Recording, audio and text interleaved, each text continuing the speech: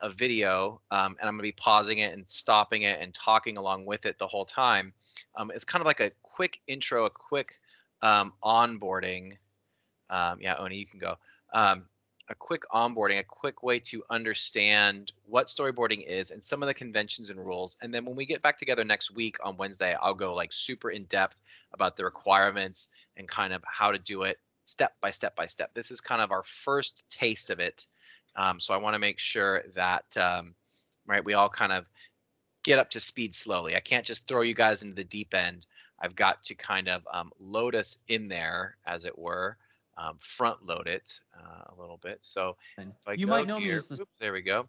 And if we yank this down like something like that, um, that should fit just right up there. Maybe shrink it a little bit. There we go. All right, so this video, let's take a look. And like I said, I'm gonna be pausing it and talking about it the whole time, so it's not just kind of a tune out, phase out kind of thing. I'm going to be talking to you guys through the different parts of storyboarding. So here's kind of a good intro to it, though. sound guy at Rocket Jump Film School, but I've also storyboarded some of our shorts and shows. I'm going to share some of the basics about storyboarding with you today.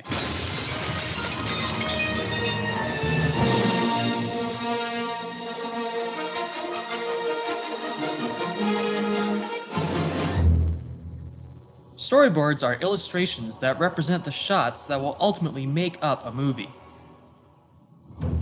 They allow you to build the world of your film before you actually build it.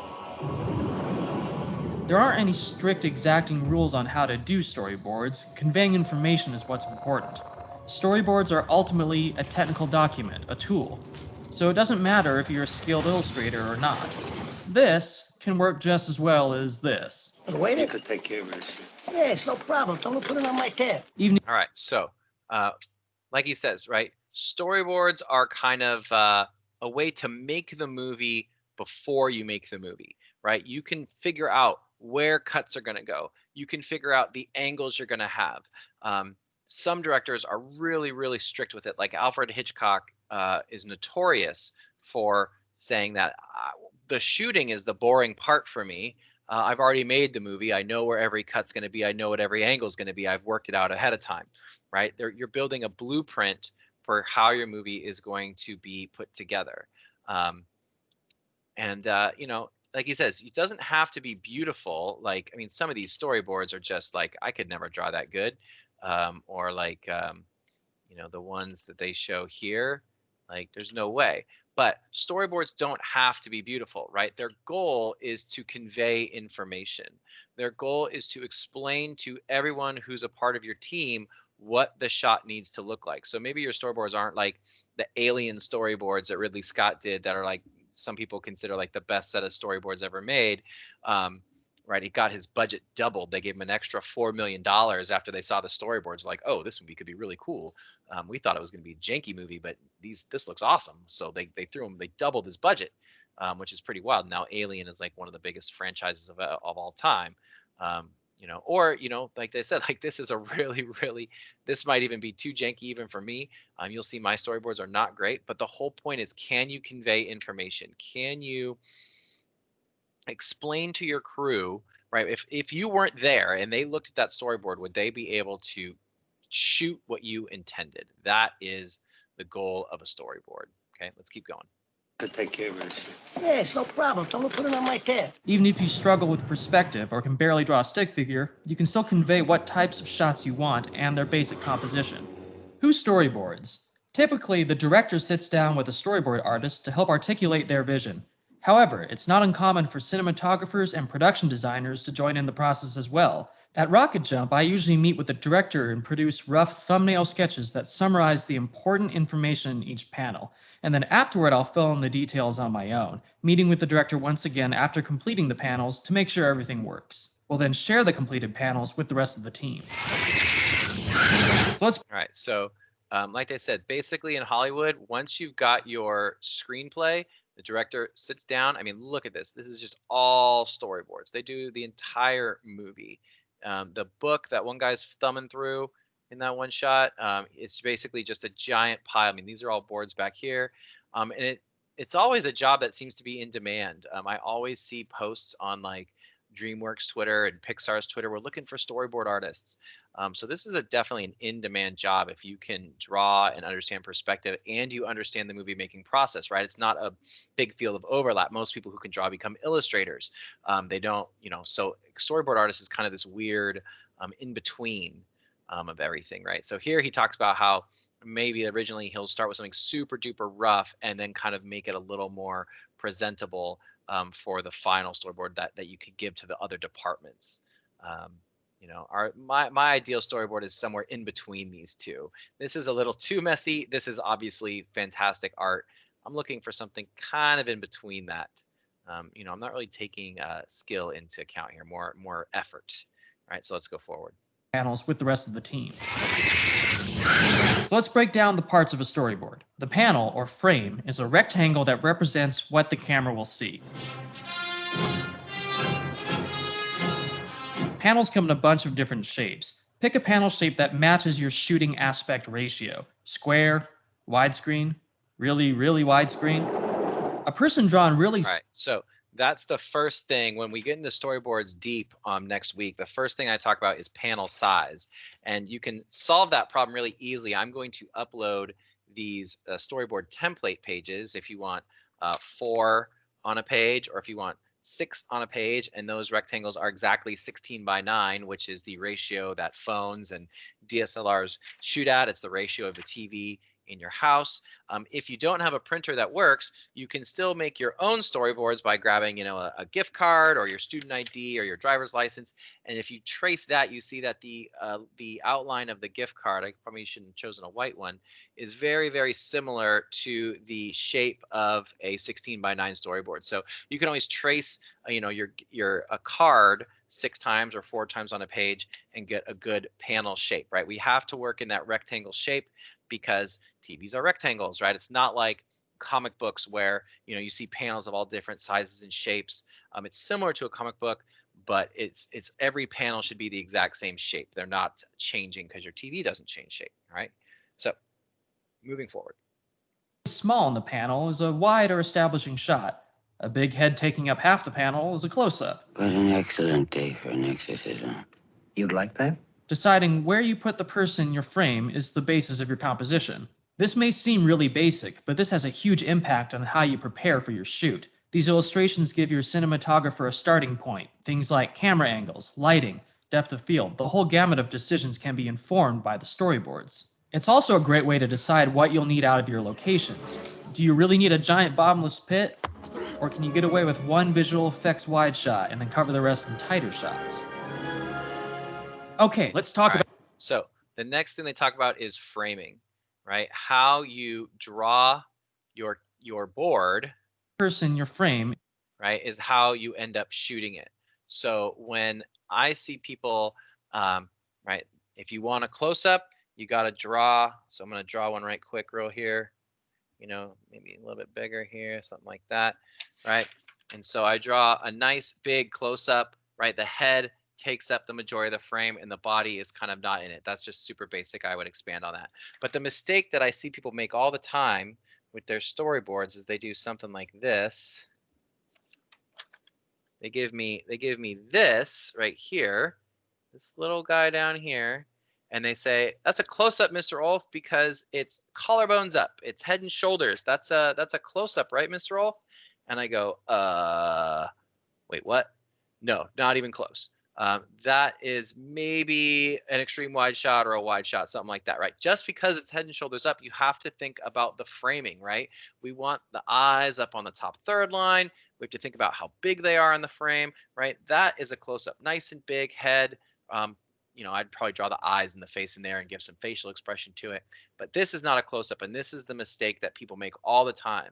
And we'll talk more about that next time. But framing, right? The size that you draw, like up over there, that lady up there, right? That's a nice kind of tight medium shot. And then you see that when they go and shoot it, right? It's very, very similar framing. She's doing exactly the same thing. And the camera person is going to try to match the framing that you have drawn, right? So that kind of hits us with the framing, but now we need to talk about camera movement, right? We learned about camera movement. So how do we show movement on a still piece of paper? About arrows. So now that we have a panel with a character in it, Let's say that character is moving to the left. By drawing an arrow pointing to the left, we show where that character, or door, or dinosaur is moving. There's no real rule to drawing arrows, and everyone has their own personal style.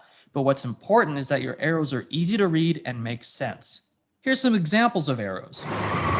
Arrows for characters moving towards camera. Arrows for characters moving away from camera. This character's kneeling down. And this character's head is falling off. Arrows within the panel usually mean a subject is moving in the shot. Arrows around the edges usually imply some sort of camera movement. So here, the raptor lunges right, and the camera pans left. Now let's talk about camera movement. Camera movement arrows also aren't really standardized, but let's go over some common ways camera movement is illustrated. Dolly movements are typically done with one arrow, often narrowing a little bit to suggest movement in or out of 3D space. Both dolly shots and zooms can also be illustrated by placing arrows in all four corners of the panel. This shows a widening, or narrowing, of perspective. You can draw a panel within your panel to show how far your dolly or zoom goes.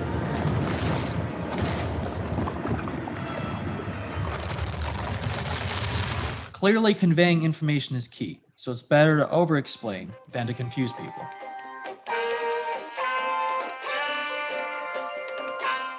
All right, so actually let's stop here real quick. Arrows, like you said, there's no real like hard and fast rules, but the general guidelines he gives are the guidelines that I've seen most places, and they're the guidelines that I like to give students. So if you have an arrow inside the box, that usually means that's how you want a character to move, or something in the frame is moving, right? So you want the dinosaur to go this way, and you want the camera to pan after impact. That's pretty self-explanatory. Or if we look here, right, they've got this arrow in the frame, and that's how you kind of want him to turn and bring the gun over. I wish I could draw those cool 3D arrows, but I can't. Whereas if you have arrows outside the frame, right, you can see, let me turn my little thing off here, right, they got the arrow here, dolly back, right to left with Daniel is what that says, and they got an arrow pointing down there. Let's see here, right here they've got the big arrow dollying forward, right, it's kind of breaking in between the edge of the frame. I'll do that too. If I want a camera move, I'll maybe have the arrow cut across the border of the storyboard. This is the one you see the most, right? So arrows on the outside pointing out for a dolly back. Here you see the cab is kind of moving forward and the camera's dollying backwards, or red arrows going in for when you want the camera to dolly forward. And I like to do this trick as well.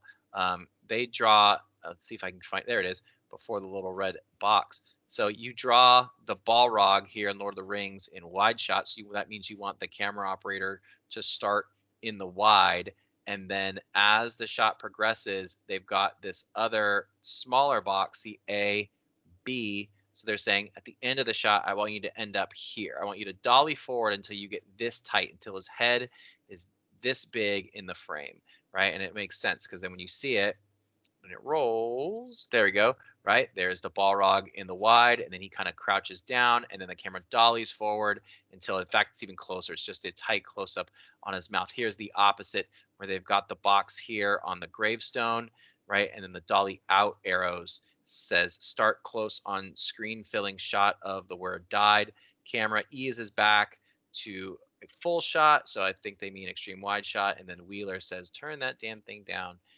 And that's the dialogue. So here we go in the shot, right? They're going to start on the word died. They're going to dolly back to the big wide master shot of the scene so you can see where everyone's at. So that is really good examples of using arrows for how you want scenes to play. So here's some more arrows coming up here.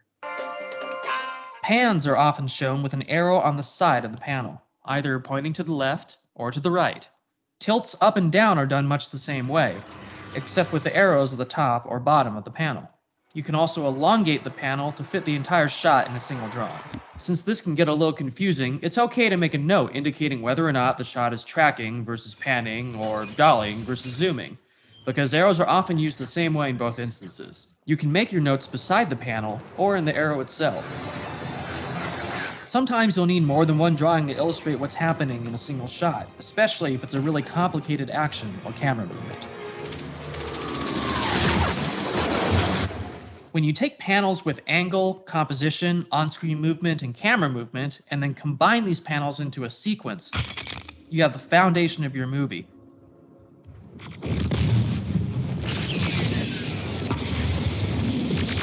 Storyboards are particularly useful for preparing scenes that require multiple. All right, so before we get to that part, right, there's a couple tricks here that also, like, I like writing my camera moves inside the arrow. That helps me to know that it's for a camera move. That's kind of a trick I like to use. And then you see here, like, track with them. It says on this arrow as they're running towards the camera.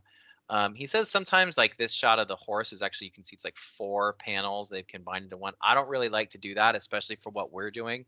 I try to think of like one board for one shot.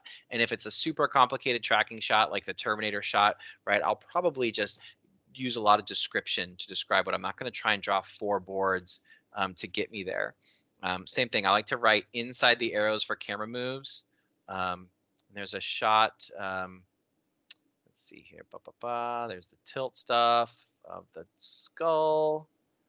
Yeah, I don't want that. I want the weird walking thingamajobber. There it is. Right, see, it says dolly inside the arrow. That's good. The other thing I like to do is, this is just me. I wouldn't say I'm making this a requirement, but I like this style too, where if it's a character action, I go with like a really skinny arrow, right, for the truck here, or for this guy getting out of the truck and walking out, right? Skinny arrows I use for character movements, whereas camera movements, I go with the big fat arrows, right? In, tilt down, push in, pull out. Whereas character movements, like this arrow, he pops up from behind the car, or this guy here kind of, right, comes up there. It makes it a little more delineated between what you want. Right here, you want him to enter the frame and then camera push into the gun. So that's always a good trick as well. All right, let's keep going here. Let's see, we were right about here.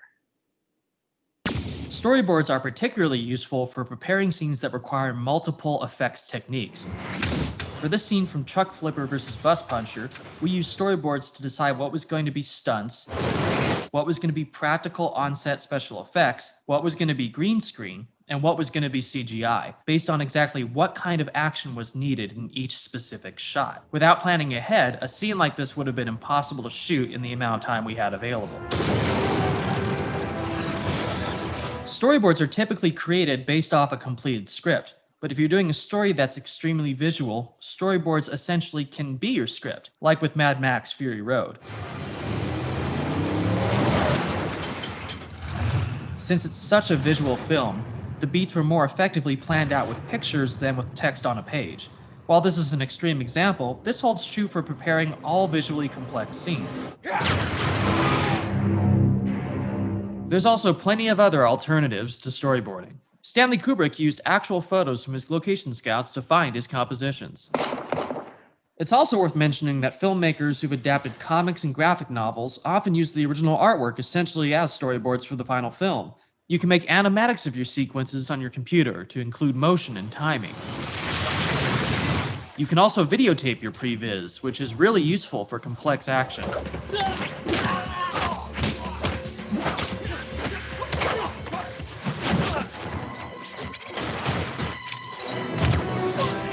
You don't need the actual set, costumes, or magical flying speeder bikes to test out your ideas. In the original Star Wars, George Lucas used real World War II documentary footage to help pre-visualize the space battles. Here they come.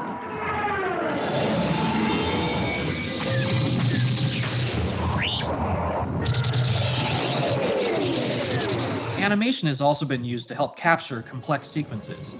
Jurassic Park used stop-motion animation to pre-visualize the dinosaur scenes.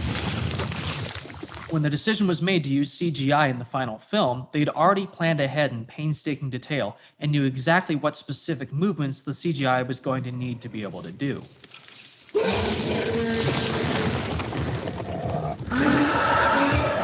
By the time Peter Jackson did the Lord of the Rings trilogy, digital technology had developed to the point where they were able to motion capture the cave troll sequence, and then move a digital camera around in 3D space to pre-visualize the entire scene in a virtual setting.